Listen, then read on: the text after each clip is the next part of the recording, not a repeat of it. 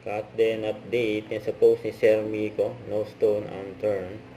And nasa red carpet Shangri-La Cinemas at sila Aden Richard at Catherine Bernardo na may kausap silang press dyan sa LA at Toronto para sa Hello Love Again movie nila.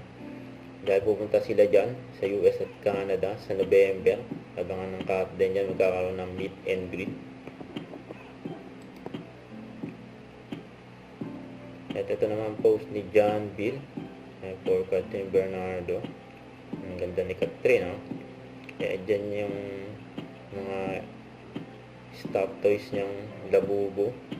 Ayun pa nga, post ng RT Mark. Sabi dito, thank you for trusting us, Catherine Bernardo Labubo Collection, for our box office queen. We are at you love it. We labubo you, you know.